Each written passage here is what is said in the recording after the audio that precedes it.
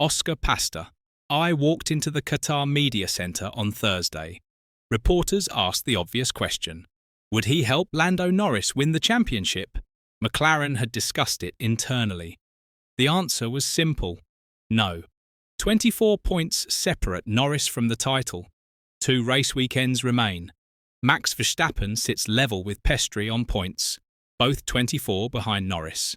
The championship is wide open, and Piastri just made it clear he's not stepping aside. So what did Piastri actually say? Why is he refusing to play the number 2 role? And what does this mean for McLaren's championship chances? The question came directly. Had McLaren discussed implementing team orders to help Norris? Piastri didn't hesitate. We've had a very brief discussion and the answer is no. I'm still equal on points with Max and got a decent shot of still winning it if things go my way.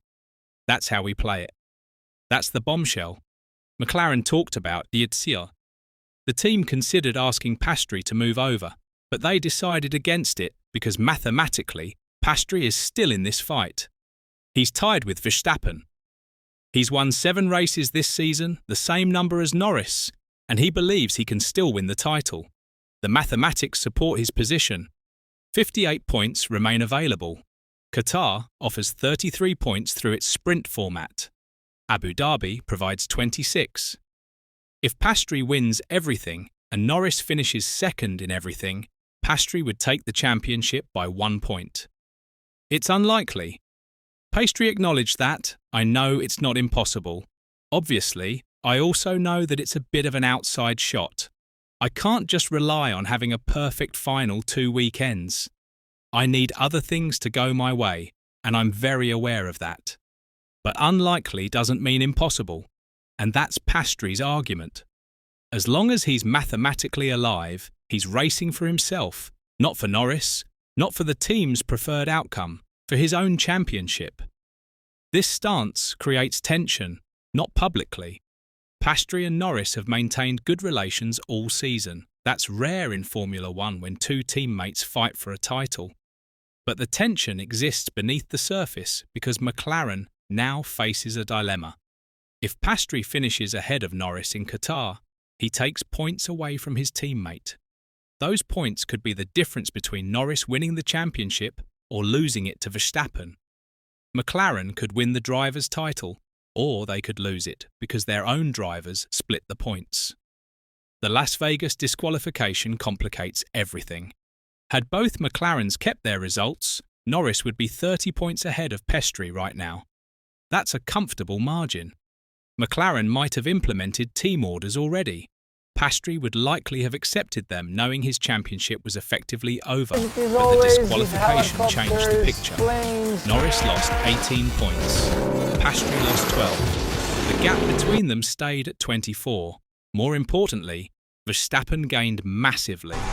He went from being 42 points behind Norris to just 24 behind, and he drew level with Piastri. Piastri sees this clearly. Ultimately, it's never a good thing. Having the result we had, yes, it prevents me from losing those 6 points to Lando. It also brings Max much closer into the fight. Overall, it's still a net negative.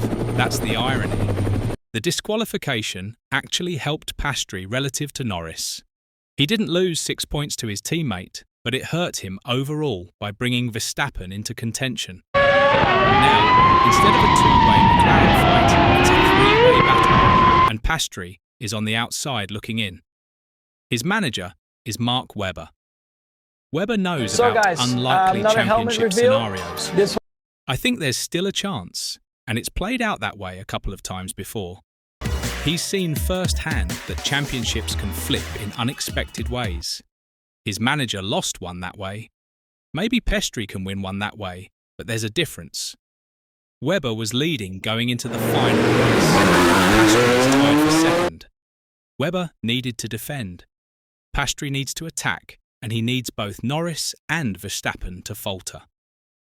McLaren's position is delicate. They've maintained all season that both drivers are equal. No number 1, no number 2. Free to race. That philosophy worked when they were dominating. when both drivers were winning races and taking podiums, when the championship seemed inevitable for one of them. Now it's a liability that would allow him to compete in the biggest Nordschleife events. Fight. His work in the game. And every point Piastri takes from Norris potentially helps Verstappen. McLaren could end the season with the fastest car, the most wins, and no drivers' championship, all because they let their drivers race freely. Andrea Stella faces the decision. Does he override Piastri's wishes and implement team orders anyway? Does he tell Piastri to move aside for Norris? That would guarantee the best chance of beating Verstappen, but it would also break the team's promise. It would create resentment. It would damage Piastri's trust. Or does Stella stick with the current approach? Let both drivers race. Hope that Norris is simply faster and beats Piastri on merit.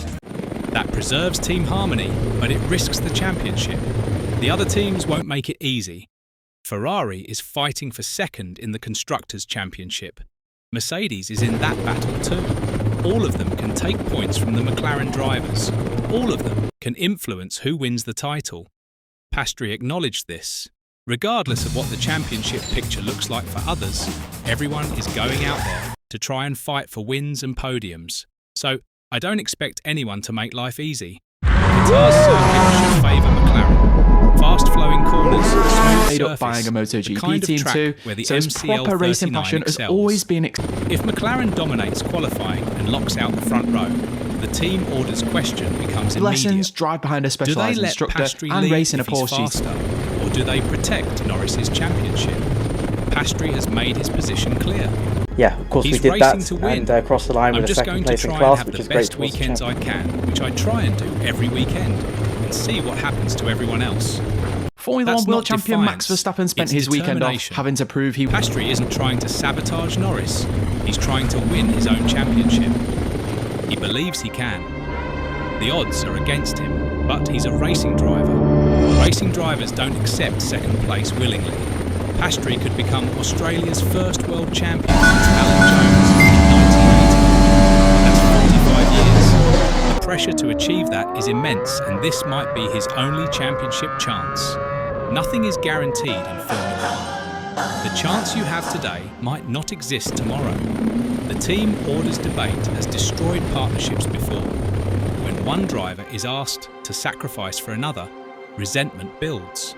McLaren has avoided that so far. That relationship is valuable. Verstappen is watching all of this. He knows McLaren's internal conflict benefits him.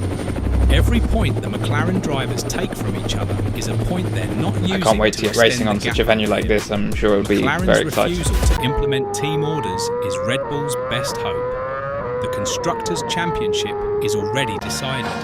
McLaren has won that. But the driver's title remains lost a couple open. positions, but drivers, luckily we managed to keep the car relatively... They're what history remembers.